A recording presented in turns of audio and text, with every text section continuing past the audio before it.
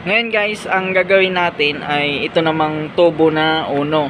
So bali maglalagay tayo ng thread. Itong tubong to, kakailanganin ko kasi to sa air dryer. So bali may thread na yung kabila, pero i-refresh na lang natin yan. Itong kabila wala pa, lalagyan pa natin. So ang gagawin ko ngayon, lalagyan natin ng thread yan. Ayan. So ito guys, bala kong to 1/2 hanggang 3/4 lang to. Ayan. So papalitan natin yan. Tatanggalin muna natin to. Ayan.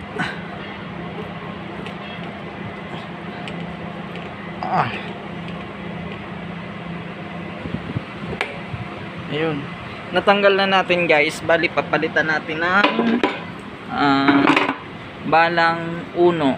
Ayan. 1 and 1/4. Yan. So bali ito ang gagamitin natin na bala. Talim. So salpak lang natin to guys. Ayan o. Yan. And then ito guys, ang paggamit nito, so bali may ito nakalagay dos, pero ang talim natin ay 1 hanggang 1 and 1/4 lang. So ang uno, ayan. So bali makikita nyo yung apat na iyan. Ang unang set natin, bali may guhit tong, teka lang guys, kukuha lang akong, ayan, kumuha muna ako ng pangturo guys. So bali ito, yung guhit na ito, 'di ba? 1, 2, 3, 4. Yan yung sa uno, sa pipe natin na uno. So bali itong guhit na ito, itatapat natin yan dito. Kumbaga yan yung una nating gagawin. So ang magiging thread nya doon ay medyo mababaw pa. Sumunod niyan dito sa pangalawa, pangatlo, pang-apat. So itong pang-apat, ito na yung pinaka final na thread nya. So itatapat muna natin siya diyan. Luwagan natin to. Medyo matigas. Kukuha tayong tubo. So ayan, may tubo na tayo guys. Luwagan natin to. Ayan. And then dapat guys, ang pagset nito ay nakababa, hindi siya nakataas. Kasi kapag nakataas yan, pag ipinasok nyo yan doon sa tubo, ayan, pasok na siya kaagad. So bali dapat ang paglagay niya nakababa, ganyan.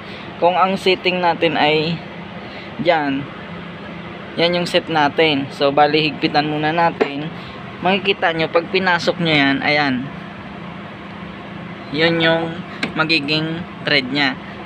Ito guys ay kailangan dapat mahigpit siya, kasi pag maluwag yan, ang mangyayari pag maluwag yan, halimbawa ganyan lang siya, pag pinasok mo yan doon, maaari siyang mag-adjust yung talim mo or lumaki. So kailangan talaga mahigpit tong plug nyang to. So lagyan, higpitan natin. Ayan. And then adjust natin tong,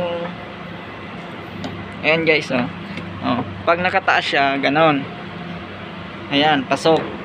Pero kapag nakababa to, bababa natin, ayan. So bali adjust natin tong, so kaya na guys, kasi hindi naman bangga pa dito. Ayan. Ayan, hanggang ganyan siya dyan. Hanggang ganyan dapat yung talim natin or yung thread. So umpisa na natin to guys. Higpitan muna natin to. Ayan, buhayin ko na. Then,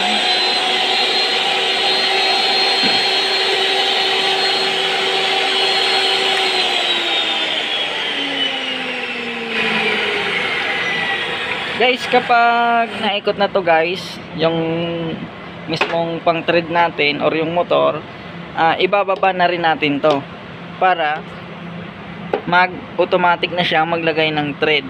Ayan.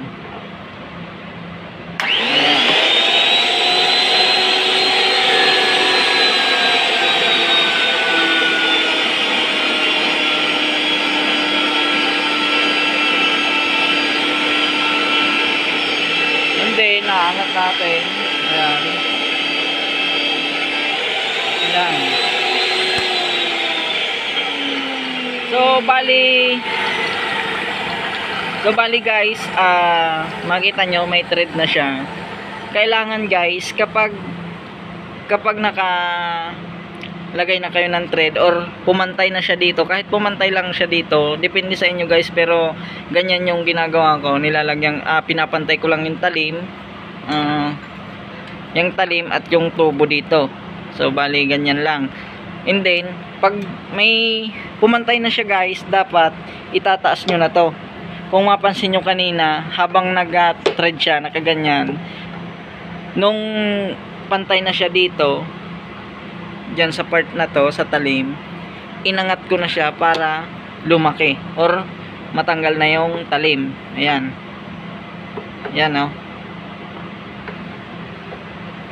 So, ulitin natin guys. Bali, dito na tayo sa pangalawa, sa gitna. Luwagan muna natin to. And then, adjust natin sa pangalawa. Ayan. And then, pasok natin ng konti. Buhayin natin yung motor.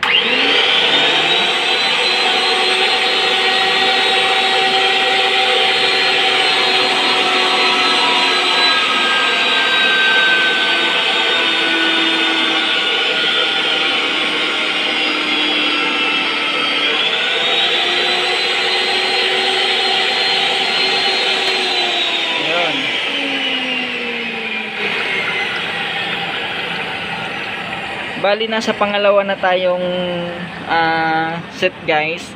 So papakita ko sa inyo kung bakit kailangan dito tayo sumunod sa 1, 2, 3, 4 na guhit na yan. Kasi yung unang set natin, mababaw pa yung thread nya. So yung pangalawa, medyo malalim-lalim na. Ita-try natin na lagyan ng kahit yung patinti na lang or straight. Kukuha lang ako guys. Bali ito guys, may nakuha akong connector na uno. Ayan, uno din to. Pag nilagay natin to guys, ayan o. So hindi mo pa siya maipapasok.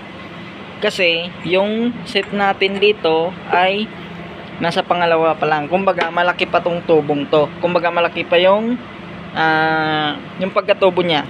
Maliit pa yung hindi pa pasok yung thread niya doon sa thread nitong connector natin. So gagawin natin, set natin to sa pang-tatlo na tayo guys.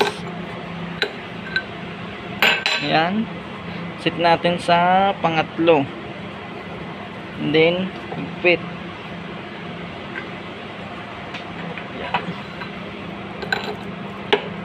Ayan, buhayin natin yung motor.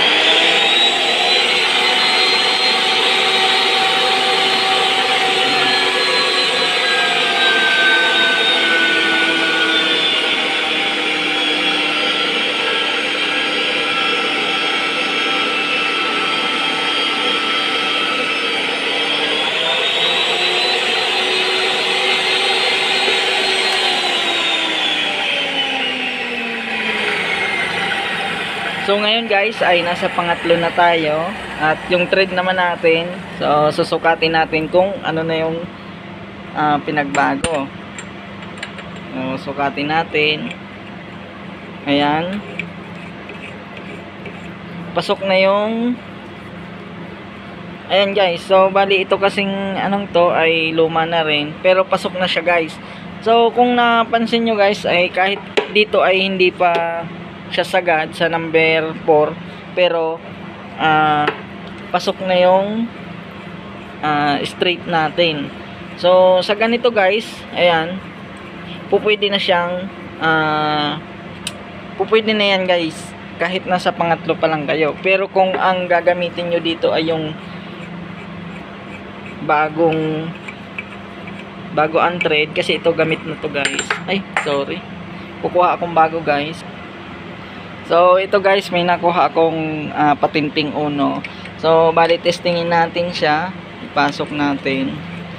Ayan, So, kung mapansin nyo, pasok na siya, kaso nga lang, ang problema ay siguro mga 3 thread pala ang yung nakapasok. So, ayan.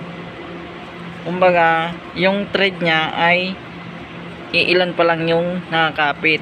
So, bali, ang gagawin natin guys, papadaanan pa natin nung sa pang-apat. Kasi pag hinigpitan nyo to guys, kahit pasabing higpitan nyo to, madagdag man dyan, isang thread laang. So, bali, papadaanan pa natin nung pang-apat na set. So, bali, dito tayo mag-a-adjust. Adjust tayo sa pang-apat. So, luwagan ko lang to guys. Ayan. Adjust natin sa pang-apat. Yun.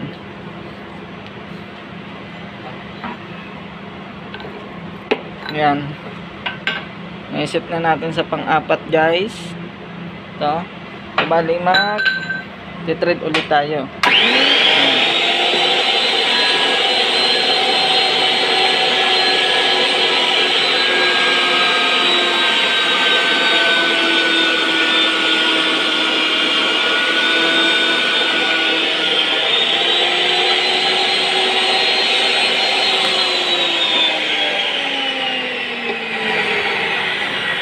So, ngayon guys, bali na padaanan natin nung pang-apat.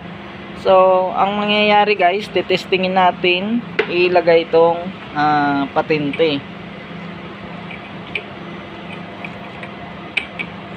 Ayan. Ayun. Pasok na siya guys. So, ayan, makita nyo, kung pansin nyo, may kalahati siyang tira. Ang mangyayari niyan guys, ayun pasok na siya. Kapag hinigpitan nyo to guys, hindi naman siya tutaning sagad dito sa mismong sa mismong thread.